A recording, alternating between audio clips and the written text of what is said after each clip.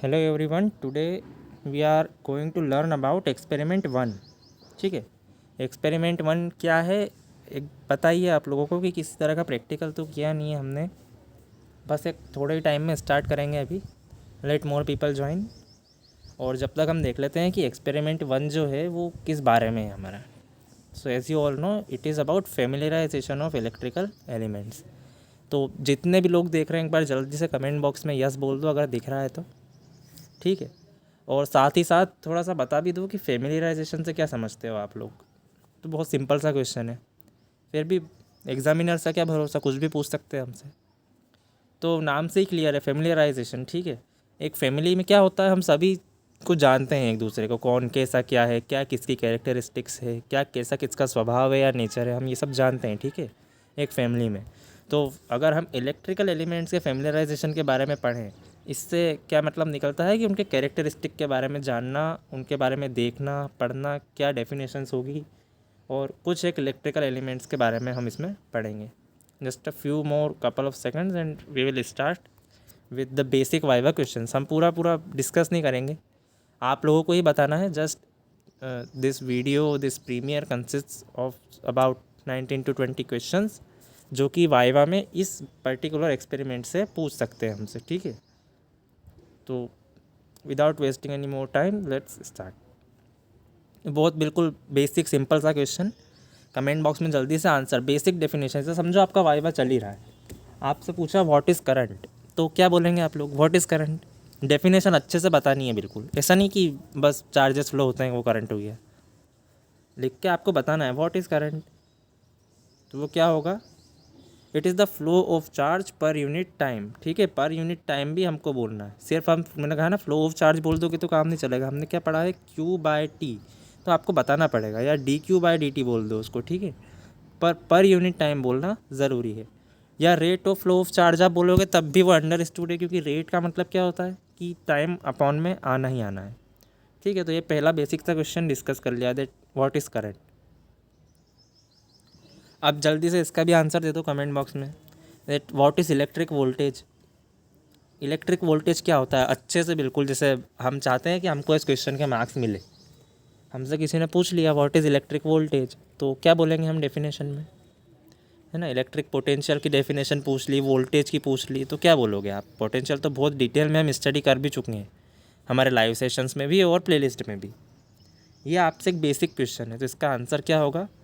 It is the potential difference between 2 points of an electric field. ठीक है, किसी भी इलेक्ट्रिक फील्ड के 2 पॉइंट के बीच का क्या पोटेंशियल डिफरेंस रहेगा, उसको आप बोलोगे। इस पॉइंट का पोटेंशियल अलग, इसका अलग, तो दोनों का जो डिफरेंस रहेगा उसको क्या आप बोलोगे कि इतने अमाउंट का इलेक्ट्रिक वोल्टेज यहाँ पे मेंटेन्ड है इन 2 पॉइंट्स के बीच में। ठीक है, ये हो गया हमारा electric voltage, potential difference between 2 points of an electric field. अब हमारा थर्ड क्वेश्चन और एक बार डिस्कस कर लेते हैं हम। ठीक है, क्या है, व्हाट इज़ इलेक्ट्रिक पावर। ये बेसिक पैरामीटर्स पढ़ रहे हैं हम, और इन्हीं पैरामीटर्स के जो इंस्ट्रूमेंट्स होते हैं वो भी पढ़ेंगे हम, करंट, वोल्टेज, पावर। तो अब डेफिनेशन जल्दी से लिख दो कमेंट बॉक्स में, और थम्स अप दे देना अगर समझ में आ भी रहा हो तो। ठीक है, that what is electric power. अगर डेफिनेशन फार्मूला भी पूछ लेंगे आपसे अभी, तो पहले डेफिनेशन तो बताओ इलेक्ट्रिक पावर की। What is electric power? Rate at which work is done in an electric circuit. हमने दो तरह की पावर पढ़ी हुई थी वहाँ, एक पावर भी पढ़ी थी हमने, एनर्जी कंज्यूम्ड अपॉन टाइम, और एक पढ़ी थी हमने इलेक्ट्रिक पावर। ठीक है, work is done in an electric circuit, उसका जो रेट होता है, रेट मैंने बोला ना, जहाँ रेट आएगा हमारा टाइम से डिवाइड कर देना है। ठीक है, तो आप लोगों को क्या करना है, work done upon time in an electric circuit, वो क्या होता है आपका इलेक्ट्रिक पावर। इतना समझ में आया तो एक बार थम्स अप दे दो कमेंट बॉक्स में, और अपना नेम भी लिख देना साथ ही साथ, तो पता तो चले कौन कौन प्रेजेंट और वाइवा अटेंड कर रहा है यहाँ पे। एक तरह का वर्चुअल वाइवा चल रहा है हमारा। ठीक है, ताकि ओरिजिनल वाइवा की प्रैक्टिस हो जाए एक बार। तो पावर पढ़ लिया हमने, rate at which work is done in an electric circuit, direct question चल रहे हैं आपके वाइवा के। पावर का फॉर्मूला भी बता दो। ठीक है, हमने पावर के 3 फार्मूला पढ़े थे ओम्स लॉ से, लेकिन एक बेसिक फार्मूला तो पता हो, फिर हम उसको ओम्स लॉ से कन्वर्ट कर देंगे। क्या पढ़ा था फार्मूला हमने पावर का? Voltage into current. ठीक है। और उसको मैंने बोला ना ओम्स लॉ से हमने इन दो में भी कन्वर्ट कर दिया, power equal to voltage into time, sorry voltage into current, V into I हो गया यहाँ पे, power equal to V into I. ये बेसिक फार्मूले का डेरिवेशन भी देखा था हमने कैसे किया है, ठीक है। उसको हमने V की वैल्यू पे IR लिख दिया, वो आई स्क्वायर आर हो गया, और ये इसको कन्वर्ट कर दिया हमने V स्क्वायर बाय आर, ठीक है। तो ये ओम्स लॉ से तीनों फार्मूला आपको याद होने चाहिए। What is the power formula, तो ये उसका आंसर है। पावर का क्या फार्मूला होता है, V इंटू आई। अब देखो दो टाइप के एलिमेंट्स होते हैं, एक्टिव और पैसिव। तो जल्दी से एक्टिव एलिमेंट्स की डेफिनेशन लिख दो, शॉर्ट में 2-3 शब्दों में लिख के बता दो कमेंट बॉक्स में, व्हाट आर एक्टिव एलिमेंट्स, क्या होते हैं, और उनके एग्जाम्पल भी लिख दो। कोई कन्फ्यूजन हो तो वो पूछ भी सकते हैं हम डाउट में, है ना, वो भी हम क्लियर कर लेंगे अभी। व्हाट आर एक्टिव एलिमेंट्स, तो active elements are those which supplies energy, ठीक है, बिल्कुल करेक्ट, जो कि सप्लाई करते हैं एनर्जी किसी नेटवर्क को, वो क्या रहेंगे हमारे एक्टिव एलिमेंट्स। उनका एग्जांपल क्या हो गया, वोल्टेज या करंट सोर्स, ये किसी एनर नेटवर्क को एनर्जी सप्लाई करेंगे जिससे करंट फ्लो होगा, ठीक है, एक पोटेंशियल मेंटेन हो जाएगा वहाँ पे। तो active elements are those which supplies energy to the network, उनका एग्जांपल हो गया वोल्टेज सोर्स और करंट सोर्स। अब एक्सपेक्टेड आप खुद बता सकते हो अगला क्वेश्चन क्या होगा हमारा, व्हाट आर पैसिव एलिमेंट्स, उनके भी एग्जांपल बता दो। तो पैसिव एलिमेंट्स की डेफिनेशन बताओ पहले तो क्या होगी, जल्दी से कमेंट बॉक्स में पैसिव एलिमेंट्स की डेफिनेशन क्या होगी, उसके एग्जांपल बता दो। Passive elements are those which consumes और स्टोर्स एनर्जी। ये अगर कन्फ्यूज़न हो आपको कि सिर्फ कंज्यूम करते हैं एब्जॉर्ब करते हैं, तो ऐसा नहीं है, कुछ एलिमेंट्स ऐसे भी होते हैं जो पैसिव होते हैं और एनर्जी को स्टोर करके रखते हैं, ठीक है। नीचे आप एग्जांपल में देख ही सकते हो, रजिस्टर एब्जॉर्ब करेगा या कंज्यूम करेगा एनर्जी को या हीट एनर्जी जिस भी फॉर्म में रहेगी, और कैपेसिटर और इंडक्टर अलग अलग फॉर्मेट में, मैं फिर रिपीट कर रहा हूँ, कैपेसिटर और इंडक्टर स्टोर करके रखते हैं एनर्जी लेकिन अलग अलग फॉर्म में, ठीक है। उस पर भी बेस्ड हम क्वेश्चन देख लेते हैं, क्या होगा, कैपेसिटर एनर्जी को किस फॉर्म में स्टोर करके रखता है, जल्दी से बताओ कमेंट बॉक्स में। कैपेसिटर हमने पढ़ा पैसिव एलिमेंट है, एनर्जी स्टोर करेगा, किस फॉर्म में करके रखेगा स्टोर। ऐसे ही एक के बाद एक वाइवा क्वेश्चंस होते हैं, ठीक है। तो ये तो हम पहले ही एक्सपेरिमेंट डिस्कस कर रहे हैं, तो इसमें जो भी फेमिलराइजेशन है, जो भी पैरामीटर्स हैं, उनका देख लेते हैं। तो आपसे पूछा कैपेसिटर किस फॉर्म में करेगा, तो उसका क्या आंसर है, इलेक्ट्रिक फील्ड के फॉर्म में करता है, ठीक है। या तो आप बोल सकते हो in the form of charges, ये क्या करता है, एनर्जी को स्टोर कर लेता है, कौन, कैपेसिटर, ठीक है। ये आपका हो गया, कैपेसिटर के बारे में हमने पढ़ लिया। अच्छा, एक जनरल पॉइंट ऑफ व्यू से क्वेश्चन अगर मैं पूछूं, तो ऐसा कोई होम अप्लायंस बता सकते हो कमेंट बॉक्स में जिसमें कैपेसिटर का यूज़ होता हो, ऐसा कोई होम अप्लायंस बेसिक जो हम डेली लाइफ में जिसका यूज़ होता है हमारे घर में, जिसमें कैपेसिटर लगा हो, जल्दी से बता दो एक बार अगर याद हो तो। मान लो पूछ लिया आपसे, डिटेल में नहीं जाना है उसकी, ठीक है। तो एक एग्जांपल हो गया इसका होम अप्लायंस का, कि हमारा जो सीलिंग फ़ैन होता है, ठीक है, जो ऊपर पंखा लगा होता है, उसमें कैपेसिटर का यूज़ होता है। और साथ ही साथ क्या हो जाता है कि जो भी कैपेसिटर हमारा होता है, सीलिंग फ़ैन जो होती है हमारी, उसमें उसका क्या रोल होता है, उसको सिर्फ स्टार्ट करने में मदद नहीं करता है, वो उसको एक जो रोटेटिंग फोर्स की ज़रूरत होती है वो भी कैपेसिटर प्रोवाइड करता है, ठीक है। अब अगला क्वेश्चन कि इंडक्टर्स जो होते हैं वो किस फॉर्म में एनर्जी स्टोर करते हैं। कैपेसिटर हमने पढ़ लिया अभी कि इलेक्ट्रिक फॉर्म में या चार्जेस के फॉर्म में, तो इंडक्टर किस फॉर्म में करेंगे, याद करो, कोई कॉइल होती है ना, इंडक्टिव कॉइल, कौन सी फील्ड होती है उसके अलाउंग, किस फील्ड से उसका कनेक्शन होता है, उसका होता है मैग्नेटिक फील्ड से। तो आप इतना बोल सकते हो कि इंडक्टर्स एनर्जी को मैग्नेटिक फील्ड के फॉर्म में सेव करके रखते हैं, ठीक है। ये नेटवर्क एलिमेंट और पढ़ लिया हमने इंडक्टर के बारे में। अब देखो, अब बेसिक हमारे जो मेजरिंग डिवाइस होते हैं ना, उनके बारे में हम पढ़ लेते हैं। फैमिलियराइजेशन चल रहा है सभी इलेक्ट्रिकल एलिमेंट्स का। तो वोल्टमीटर की डेफिनेशन क्या होगी, व्हाट इज़ अ वोल्टमीटर अगर हमने पूछा, इसकी कुछ पैरामीटर और कैरेक्टरिस्टिक्स भी पढ़ लेंगे हम, ठीक है। ये वाइवा क्वेश्चन है जनरल आपका कि बताओ वोल्टमीटर क्या होता है, एक जल्दी से कमेंट बॉक्स में लिख देना है। A device used to measure voltage, ठीक है। दो पॉइंट्स के बीच में किसी भी सर्किट में आपको अगर वोल्टेज, या हमने पढ़ा था ना भी इलेक्ट्रिक वोल्टेज क्या होता है, potential difference between 2 points of an electric circuit. अगर आपको मेज़र करना है तो अब अपने हाथ से लगा के तो पता चल नहीं जाएगा, है ना। अपने को उसके लिए लगेगा एक डिवाइस, वो होता है वोल्ट मीटर, ठीक है। उसके बारे में पढ़ लेते हैं। अगर अब अच्छा एक बात बताओ कि करंट कितना होगा वोल्ट मीटर से, वोल्ट मीटर से कितना करंट पास होगा, what is the current through volt meter. अगर आपसे ये पूछ लिया तो क्या बोलेंगे हम, कितना करंट होगा वोल्ट मीटर से। इसका आंसर होता है नेग्लिजिबल अमाउंट ऑफ करंट, ठीक है। नेग्लिजिबल अमाउंट ऑफ करंट यहाँ पे फ्लो होता है वोल्ट मीटर से। ऐसा क्यों ज़रूरी है, क्योंकि वोल्ट, अभी हम आगे पढ़ेंगे तो ये क्वेश्चन आपको समझ में अपने आप आ जाएगा, मैं बता दूंगा आपको, ठीक है, कि करंट जो वो होता है वोल्ट मीटर के थ्रू, वो उसका क्या अमाउंट रहता है, नेग्लिजिबल रहता है, ठीक है। अब वोल्ट मीटर के बारे में ही अगला क्वेश्चन, इसका इंटरनल रेजिस्टेंस कितना होता है। ये तो बहुत बेसिक और इम्पॉर्टेंट क्वेश्चन है, ठीक है। ये मेन क्वेश्चन ज़रूर बोलूँगा मैं, इंटरनल रेजिस्टेंस वाले क्वेश्चन बहुत पूछते हैं अपने से वाइवा में। तो बता वोल्ट मीटर का, ठीक है, वोल्टेज सोर्स की बात नहीं चल रही यहाँ पे, यहाँ वोल्ट मीटर की बात चल रही है, उसका इंटरनल रेजिस्टेंस कितना होता है। उसका इंटरनल रेजिस्टेंस बहुत ज़्यादा होता है, और हम कह सकते हैं कि इन्फिनिटी होता है, ठीक है।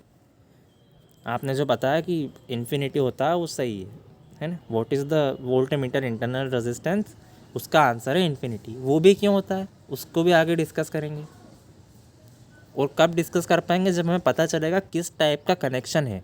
तो जल्दी से इस क्वेश्चन का आंसर भी दे दो कि सीरीज़ में कनेक्ट करते हैं वोल्ट मीटर को या पैरेलल में, और जिसमें भी करते हैं वो बताओ कि क्यों करते हैं। वोल्ट मीटर को सीरीज़ में कनेक्ट करेंगे हम या पैरेलल में करेंगे।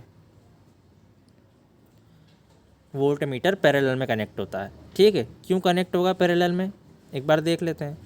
Because objects in parallel experience the same voltage, ठीक है, सेम वोल्टेज एक्सपीरियंस करते हैं, so it measures the accurate voltage. अब देखो इसको समझने का क्या तरीका है कि वोल्ट मीटर जो होते हैं वो क्यों पैरेलल में कनेक्ट होते हैं, कि ये जैसे मेरा रेजिस्टेंस, ठीक है, और ये वो दो पॉइंट जिनके बीच में मुझे क्या फाइंड करना है, पोटेंशियल फाइंड करना है। तो ये मैंने पैरेलल में वोल्ट मीटर कनेक्ट कर दिया, ठीक है। और पैरेलल में क्यों कनेक्ट किया, हमने पढ़ा है ना, दो रेजिस्टेंस पैरेलल में अगर कनेक्टेड हो तो वोल्टेज उन दोनों का सेम रहेगा, करंट अलग अलग रहेगा। तो वोल्ट मीटर का क्या काम है, वोल्टेज मेज़र करना, ठीक है। तो जितना वोल्टेज इसके अक्रॉस है वो कब पता चल पाएगा वोल्ट मीटर को, जब ये इसके पैरेलल में कनेक्ट होगा, क्योंकि components in parallel experience same voltage drop. अब वो दो क्वेश्चन भी हम इसी डायग्राम से थोड़ा सा डिस्कस कर लेते हैं, क्या, कि इंटरनल रेजिस्टेंस इन्फिनिटी क्यों होता है, ठीक है। पहले तो हम इतना मान के चलते हैं कि इन्फिनिटी होता है। क्यों होता है इन्फिनिटी, जल्दी से कमेंट बॉक्स में किसी को थोड़ा बहुत भी पता हो तो। इसीलिए होता है ताकि इससे कोई करंट पास ना हो। हमने पढ़ा ना अभी, अगला क्वेश्चन भी हमारा यही था कि वोल्ट मीटर से कितना करंट पास होता है, हमने पढ़ा नेग्लिजिबल, और हम यही चाहते हैं कि वोल्ट मीटर से कोई करंट पास ना हो।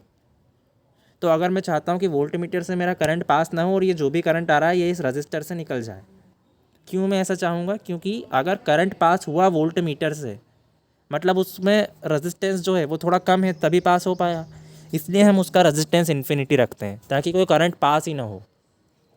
और पास अगर होगा करंट तो क्या होगा कि करंट फिर इस पॉइंट पे आके डिवाइड हो जाएगा, तो रजिस्टर में एग्जैक्ट अमाउंट का करंट नहीं जा पाया। और current voltage linear relationship follow करता है रजिस्टर, है ना। रजिस्टर कैसा एलिमेंट है, एक पैसिव एलिमेंट है जो कि लीनियरिटी को भी प्रॉपर्टी को भी फॉलो करता है। तो मैं इसीलिए तीनों क्वेश्चन को एक ही डायग्राम में समअप करके बता रहा हूँ कि पैरेलल में कनेक्ट करते हैं। क्यों करते हैं, क्योंकि वोल्टेज सेम होता है पैरेलल में। इतना आ गया समझ में तो थम्स अप दे दो कमेंट बॉक्स में, ठीक है। दूसरा क्वेश्चन, उसका रेजिस्टेंस इन्फिनिटी होता है। क्यों होता है, क्योंकि हम चाहते हैं कि उससे करंट पास ना हो, सारा करंट हमारा रजिस्टर से ही चला जाए या जिस भी कंपोनेंट के अक्रॉस हमको मेज़र करना है ना उससे ही चला जाए, क्योंकि फिर करंट डिवाइड हो जाएगा यहाँ पे अगर इससे भी हमने पास करवाया। और नेग्लिजिबल क्यों होता है, उसका वही आंसर है, क्योंकि उसका रेजिस्टेंस इन्फिनिटी हो गया तो करंट पास हो ही नहीं पाएगा। हमने वोल्ट मीटर का रेजिस्टेंस ही इन्फिनिटी कर दिया तो करंट कहाँ से पास होगा, ठीक है। तो एक ही क्वेश्चन में तीनों चीज़ पढ़ ली हमने। वोल्ट मीटर पैरेलल में, उसका रेजिस्टेंस बहुत ज़्यादा और करंट उसके थ्रू बिल्कुल नेग्लिजिबल, क्यों, और यही वजह है कि रेजिस्टेंस इतना ज़्यादा है, इन्फिनिटी है, इसीलिए करंट पास नहीं हो पाता। हम नहीं चाहते कि इससे पास हो करंट, क्योंकि फिर जिस भी कंपोनेंट के अक्रॉस हमें फाइंड करना है वोल्टेज, वहाँ से वो करंट का फ्लो बिगड़ेगा ना, थोड़ा थोड़ा उसमें भी चला जाएगा वोल्ट मीटर के पास भी, उसको करंट से काम ही नहीं है। तो ये तीनों क्वेश्चन हमारे डिस्कस हो गए वोल्ट मीटर के बारे में, ठीक है। अब अगला क्वेश्चन डिवाइस जो है हमारा मेजरिंग डिवाइस एमीटर। बहुत सिंपल सा क्वेश्चन है, कमेंट बॉक्स में लिख दो what is ammeter. It is a device used to measure electric current. Current को मेज़र करने के लिए जो डिवाइस यूज़ हुआ वो हमारा एमीटर हो गया। अब इसमें एक और क्वेश्चन आता है कि अब कभी कभी हमने देखा है कि जैसे कुछ सर्किट्स होते हैं, उन सर्किट्स में क्या होता है कि बहुत ज़्यादा अमाउंट के रेजिस्टेंस लगे होते हैं। हमने देखा है ना कि किलो ओम्स में भी रेजिस्टेंस लगे होते हैं। और अगर हमारी जो बैटरी है वो एक ही बैटरी कनेक्टेड है किसी सर्किट में, फॉर एग्ज़ाम्पल, ठीक है, एग्ज़ाम्पल हम क्या ले लेते हैं इसका, ये हमने एग्ज़ाम्पल ले लिया कि हमारा किलो ओम में कुछ रेजिस्टेंस कनेक्टेड हैं, ठीक है, और ये हमारी बैटरी ज़्यादा पावरफुल नहीं है, 5 या 6 वोल्ट की बैटरी है हमारी। तो बताओ कितने अमाउंट का करंट पास होगा? बहुत कम पास होगा ना करंट, बिल्कुल नेग्लिजिबल अमाउंट का करंट पास होगा, 0 पॉइंट करके ऐसा कुछ, क्योंकि इतने बड़े बड़े रजिस्टर, इतने हेवी रजिस्टर्स लगे हुए हैं और बैटरी हमारी छोटी सी है, तो ज़्यादा करंट पास नहीं हो पाएगा। तो इस टाइप के करंट्स को मेज़र करने के लिए किन एमीटर का यूज़ करते हैं हम? एक बार लिख दो कमेंट बॉक्स में। वो होते हैं मिली एमीटर या माइक्रो एमीटर। आपने देखा होगा है ना कि जो अलग अलग टाइप के एमीटर्स आते हैं उसमें कुछ होते हैं मिली एमीटर, कुछ होते हैं माइक्रो एमीटर। अब वोल्टेज ड्रॉप क्या रहेगा एमीटर के अक्रॉस? एमीटर के अक्रॉस कितना वोल्टेज ड्रॉप रहता है? किसी को भी पता हो तो कमेंट बॉक्स में आंसर लिखना, और कोई डाउट अब तक आया तो वो भी पूछ सकते हैं, ठीक है। एमीटर के अक्रॉस कितना वोल्टेज ड्रॉप रहेगा तो उसका आंसर रहेगा 0, ठीक है। आपसे पूछा किसी ने कितना वोल्टेज ड्रॉप होता है एमीटर के अक्रॉस, क्या बोलोगे? 0 वोल्टेज ड्रॉप होता है। तो वोल्ट मीटर जो हमारा एम मीटर है उसके अक्रॉस कितना वोल्टेज ड्रॉप हो गया? 0, ठीक है। इसका रीज़न भी हम डिस्कस करेंगे, पर जैसे हमने एक ही सर्किट में वोल्ट मीटर के तीनों क्वेश्चन समझे थे ना, उसी तरह हम एम मीटर में भी तीनों ही क्वेश्चन कवर कर लेंगे रीज़न के साथ। उसके पहले अगले क्वेश्चन का आंसर दो कि इसको सीरीज़ में कनेक्ट करेंगे या पैरेलल में। इसको सीरीज़ में कनेक्ट करेंगे हम या पैरेलल में करेंगे? जल्दी से कमेंट बॉक्स में। सीरीज़ में कनेक्ट करेंगे, ठीक है। अब क्यों करेंगे सीरीज़ में कनेक्ट, उसका भी रीज़न देख लेंगे हम, ठीक है। क्योंकि सीरीज़ में इसलिए कनेक्ट करते हैं कि सीरीज़ में जो भी ऑब्जेक्ट्स होते हैं सेम करंट होता है। हमने पढ़ा है ना वोल्ट मीटर को पैरेलल में क्यों किया था? पैरेलल में वोल्टेज सेम होता है। और एमीटर को सीरीज़ में करेंगे, क्यों? क्योंकि सीरीज़ में करंट सेम होता है। तो दोनों के जो जो काम है, जो काम असाइंड है दोनों को, वोल्ट मीटर को वोल्टेज फाइंड करना है, वोल्टेज कहाँ सेम होगा? पैरेलल में। वोल्ट मीटर पैरेलल में चला गया। एमीटर को क्या बोला? तुम करंट फाइंड करो। करंट कहाँ सेम होगा? सीरीज़ में, इसलिए उसको हमने सीरीज़ में लगा दिया। अब एक और क्वेश्चन बताओ, ये एमीटर का इंटरनल रेजिस्टेंस कितना होता है? एक बार कमेंट बॉक्स में लिख दो जल्दी से, एमीटर का इंटरनल रेजिस्टेंस कितना होगा? क्या एमीटर का इंटरनल रेजिस्टेंस होना चाहिए? अभी हमने क्या पढ़ा? वोल्टेज ड्रॉप 0 होता है। तो थोड़ा अगर हम दिमाग लगा के देखें तो इंटरनल रेजिस्टेंस क्या होना चाहिए? इसका 0 होना चाहिए, ठीक है। अब एक सर्किट कंसिडर कर लेते हैं, तीनों बातें पढ़ लेंगे उसमें, ठीक है। तो हमने ये कंसिडर किया कि ये मेरा रेजिस्टेंस और मैंने सीरीज़ में कनेक्ट किया एमीटर को। क्यों किया सीरीज़ में कनेक्ट? पहले तो उसका रीज़न कि ये चाहेगा कि जितना करंट इससे पास हो रहा है उतना ही मुझसे भी पास हो, एमीटर ये चाहेगा, ठीक है। तो ये तो रीज़न हो गया कि सीरीज़ में कनेक्ट किया हमने, क्योंकि सीरीज़ में करंट का फ्लो सेम रहता है, सर डायरेक्शन भी और अमाउंट भी। दूसरी बात है कि इसका इंटरनल रेजिस्टेंस जो है वो 0 क्यों होता है? अब देखो, वोल्ट मीटर का इंटरनल रेजिस्टेंस इन्फिनिटी क्यों था? क्योंकि हमने चाहा कि वोल्ट मीटर क्या चाहता है कि उससे कोई करंट पास ना हो, सारा करंट वो जिस वोल्टेज कंपोनेंट का वोल्टेज कैलकुलेट कर रहा है उससे पास हो जाए। तो एमीटर क्या चाहेगा कि मुझसे ज़्यादा से ज़्यादा करंट पास हो, तभी तो ये जान पाएगा कि इसमें कितना करंट फ्लो हो रहा था, क्योंकि सीरीज़ में कनेक्टेड है। तो एमीटर चाहेगा कि जितना भी करंट है ज़्यादा से ज़्यादा मुझसे पास हो जाए। तो कब होगा वो? जब उसका रेजिस्टेंस हम बहुत कम रखेंगे। हमने इतना कम रेजिस्टेंस रखा कि कोई फ्लो अपोज ही नहीं हुआ करंट का, तो सारा करंट एमीटर से जाएगा। एमीटर ये चाहता है मुझसे सारा ही करंट चला जाए ज़्यादा से ज़्यादा, ताकि वो ये जान सके कि इसके थ्रू कितना करंट पास हो रहा था। ये हो गया दूसरे क्वेश्चन का रीज़न। अब तीसरी बात हमने देखी कि इसके अक्रॉस जो वोल्टेज ड्रॉप रहता है एमीटर के अक्रॉस, वो कितना रहता है? वो भी 0 वोल्ट रहता है। क्यों रहेगा? ऑब्वियस सी बात है, रेजिस्टेंस उसका 0 हो गया तो क्या वोल्टेज शेयर हुआ? कुछ भी नहीं, क्योंकि वोल्टेज ड्रॉप कैलकुलेट करने के लिए क्या करोगे आप लोग? करंट कितना पास हो रहा है एमीटर से, आई मल्टीप्लाइड बाय क्या रेजिस्टेंस है, तो क्या रेजिस्टेंस है, ज़ीरो, तो वोल्टेज ड्रॉप कितना हो गया, ज़ीरो हो गया। तीनों क्वेश्चन डिस्कस हो गए यहाँ पे। सीरीज़ में होता है वोल्टेज ड्रॉप ज़ीरो और इंटरनल रेजिस्टेंस भी ज़ीरो होता है। वोल्ट मीटर पैरेलल में, ठीक है, करंट उसके थ्रू नेग्लिजिबल होता है और उसका इंटरनल रेजिस्टेंस इन्फिनिटी होता है। तो ये हमने और पढ़ लिया। अब एक और आता है हमारा वॉट मीटर।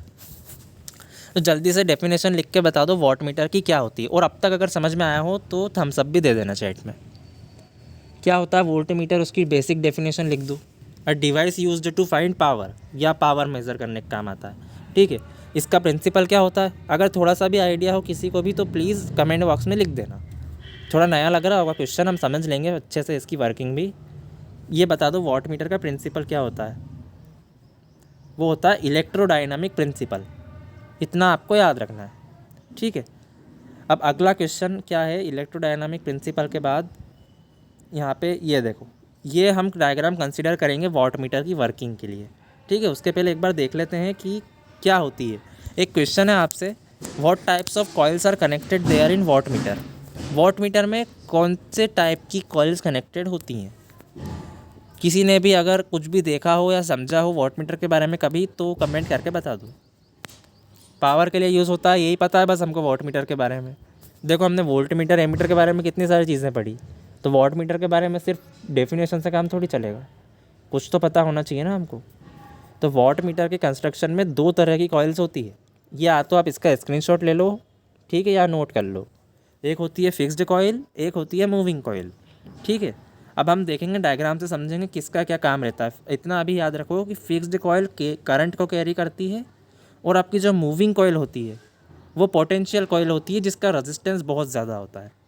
अब आप एक बार थोड़ी सी वर्किंग समझ लेते हैं, बेसिक आपसे अगर किसी ने पूछ ली तो, ठीक है। क्या है ये डायग्राम कंसिडर करो। देखो वर्किंग समझा देता हूँ मैं आप लोगों को सिंपल सी। हमने क्या पढ़ा, फिक्स्ड कॉइल क्या कर रही है, ये फिक्स्ड कॉइल, ये फिक्स्ड कॉइल क्या कर रही है, ये दोनों, ये करंट कैरिंग कॉइल होती है, ठीक है, ये करंट कैरी कर रही है दोनों, ठीक है। ये आपकी मूविंग कॉइल, ये आपकी मूविंग कॉइल, और ये पैरेलल में कनेक्टेड होगी, दिख रहा है ना, पैरेलल कनेक्शन दिख रहा होगा, मूविंग कॉइल का पैरेलल कनेक्शन ये रहा। इसके साथ एक सीरीज़ का रजिस्टर कनेक्टेड है, और ये जो सप्लाई वोल्टेज दिख रहा है आपको, जो ई लिखा रहा है यहाँ पे, ये इसको अप्लाई किया जाता है, इस मूविंग कॉइल को, ये सप्लाई वोल्टेज इस मूविंग कॉइल को अप्लाई कर दिया जाता है।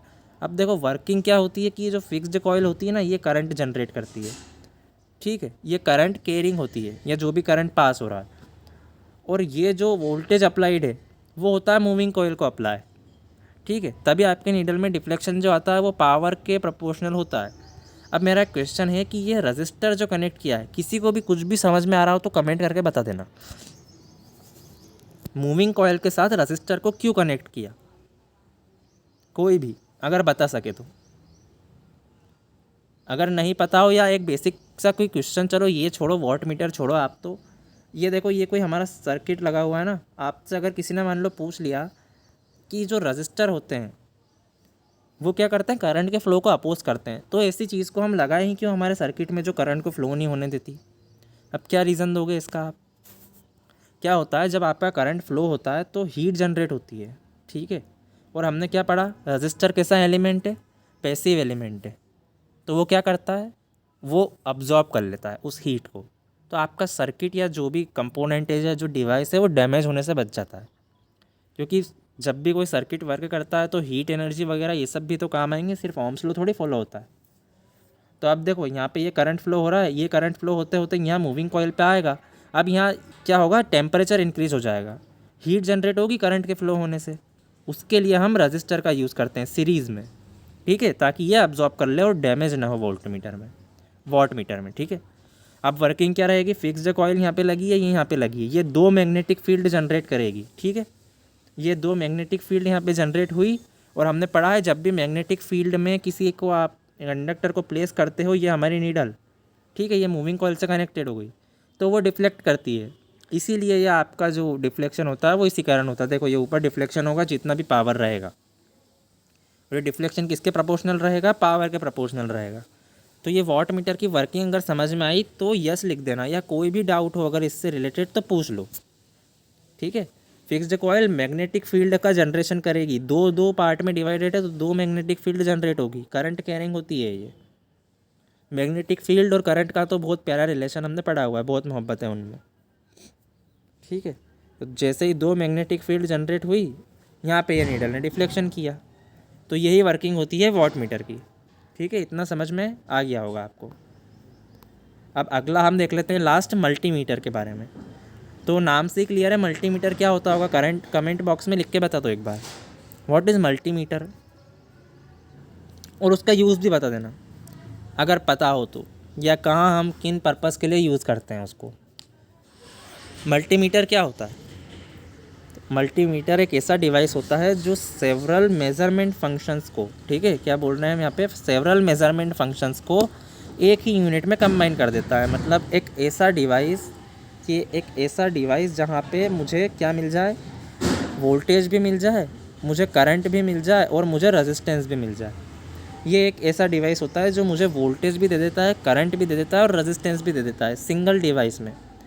तो जनरल क्या यूज़ रहा होगा इसका, मल्टीमीटर का क्या रहेगा कि जब भी आपका जो रेजिस्टेंस वोल्टेज या करंट आपको फाइंड करना हुआ अगर कहीं पे भी डोमेस्टिक पर्पस के लिए, वहाँ मल्टीमीटर का हम यूज़ करते हैं, ठीक है।